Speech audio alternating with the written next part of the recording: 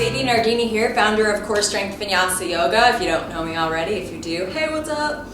So today we're going to learn another of my yoga hacks, how to get into these very common poses and some adventurous poses with way less potential for injury or strain and way more benefits like weight loss, fat burning, calorie burning, strength building, detoxification, flexibility, lightness, and power. This is so easy to do, but most teachers won't teach it to you. That's because they don't know it.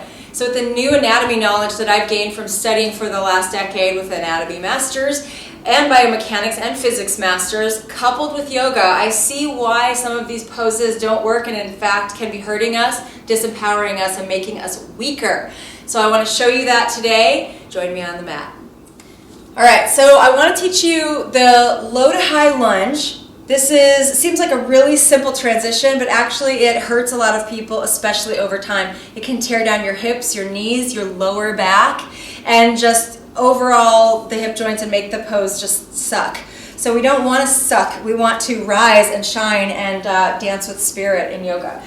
Here's why this pose can cause so much strain instantly, the moment you do it, but also in time as well. You can watch me or do it along and feel it.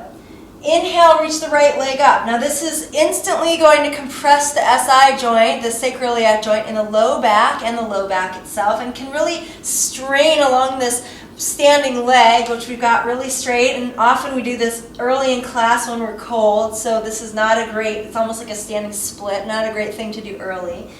But anyway, then we'll exhale and we'll take the knee through and step the right foot forward. Here we go. So this is low lunge. We want to get up here to a high lunge. The thing is, most yoga teachers will teach you linearly, and I did too for years. It's NBD. It's no big deal if you do this right now, okay? It's a big deal, but whatever. We're not here to judge or criticize. But when you learn more information and you feel it in your body, maybe you'll want to shift it like I did. All right, so let's just check it.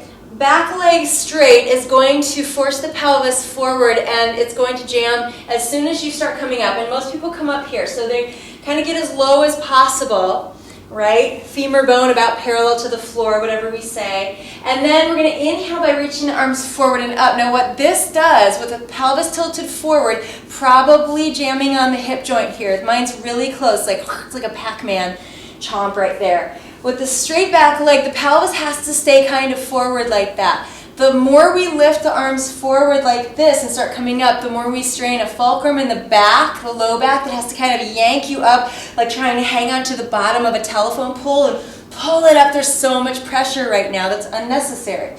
And then because the pelvis is a little forward, we're going to get stuck on that pelvis, which is here. It's going to get stuck on the back leg, back hip joint and femur, and then so we'll have to kind of arch up and over it as the pelvis moves forward. To get up straight, we have to like arch like that and compress down into the lumbar and shorten that back body. You might be able to feel that if you just kind of do the pose. Now, to get out of it, people will say, okay, now tuck your tailbone, which actually stretches or overstrains the front of the hip more. And it doesn't really release the low back so much because there's not a lot of movement here. So we're really just jamming even more and pressing this femur bone and the hip down. All right, and this one's still too compressive, and I'm all on my front leg because my pelvis is forward, but I'm trying to be back here, so my back is crunched. And the shoulders are trying to lift you up away from the whole pose. And then when we say, oh, soften the shoulders, then the pose compresses more. It is not a great posture, but many of you have been doing it for a long time. I get it, I did too. Why aren't we taught? Because teachers just don't know, and now we know. So what's the solution? Obviously, I need to give you one.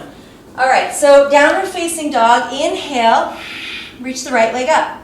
On the exhale, I'm going to have you come in core strength vinyasa yoga style. Okay, I have this in a different video, so you can look at the core plank or the dog to step forward transition. But anyway, I got myself a little more power and safety there. Now what I want you to do is inhale, wave the spine a little bit longer so we stay decompressed. I bet you had a little ways to go, or maybe a lot of ways. So a lot of us start really smushy and short, and then we come up smushy and short. So bend the back knee. Now your pelvis is going to be able to move. Again, that's an inhale, so you pull the spine long, nice little wave. And then on your exhale, press your feet down. Keep your sitting bones moving a little bit back in space. And on the exhale, this is the thing. You want to come up from a point right below your navel. You want to pull that low belly inward. So you're rounding up. This is how your body is actually built to move, but we don't do this in yoga that much.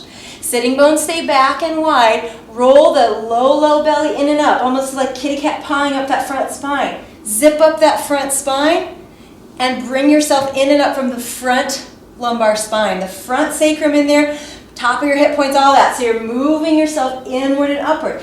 Now, back leg is still bent, so this may be confrontational for your muscles.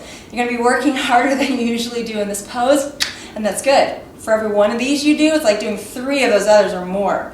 All right, so low belly in and up, you rolled up. Unfurl the arms with bent elbows. Okay, that's an internal rotation. Can set the shoulders lightly back as you reach the arms up. Keep the front spine moving inward and upward. Notice no Pac-Man here in the front hip anymore. And then, without changing the position of your pelvis, try to stretch the back leg a little bit straighter. If you stretch it straight and your pelvis tips forward again, it's too much. Keep the knee a little bent. Work to get the front of the pelvis moving in and up. Lumbar spine can carve in and up too, but not at the expense of that front spine. Play them together. Good. Inhale, stretch in all directions. And on the exhale, plant the hands, downward facing dog. Wow, that's a lunge. Hopefully you feel the difference. All right, now what we're doing, other side, is to come up through that deep core muscle meridian, I call it, or the core strength muscle line. Now this is all your inner muscles. We barely teach about in yoga sometimes. Well, I do. But you won't hear it a lot in class. But that's the anatomy master way, right? So you learn more and you teach the inner, deeper body, and you're going to get way more benefit. So bend your elbows and knees. Press the floor away. Lift the belly. Lift the left leg up. On your exhale, try bending everything again. Roll that knee into chest. Lift the pelvis high. And step the left foot to the left thumb. Inhale, wave the spine long. Bend the back knee. Begin to roll up. Roll up from the belly.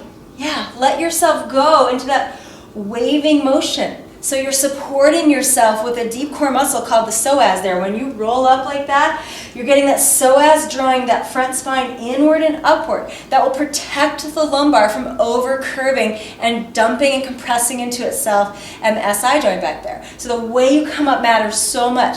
Once you roll up and that zipping up hits the chest, unfurl the arms to the sky. Way nice on your shoulders. I have another video about that. Keep the back leg bent, tilt that top pelvis in and up, the front spine in and up, the low back in and up, so they dance together, and then try to stretch the back leg straighter without the pelvis tilting. And you'll find your stretch. This can be a nice way to kind of seduce the body to open over a few of these in class. You'll see your back leg straightens more, and you're not losing it in the pelvis. Good. Inhale all directions here. Exhale, plant the hands down. Now, before you do anything else, I want you to see how quickly you can move out of that and disempower yourself. So kind of bend both knees and roll it around a little bit. Get out of that deep core body. Straighten the back leg. And then with a straight back leg now, inhale, stretch the arms forward and up. See if you feel a difference. Pelvic joints, low back. The state of the pose. Are you forward? What's happening back here? Yukkasana. I don't like it. I'm going to come all the way back down, get out of that downward facing dog. All right, and so from there you can take this into your own practice. You can really change and revolutionize so many of your other poses just by doing your lunges differently.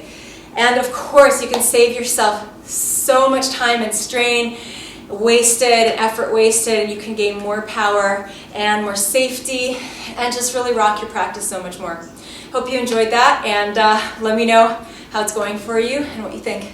See you soon. Namaste.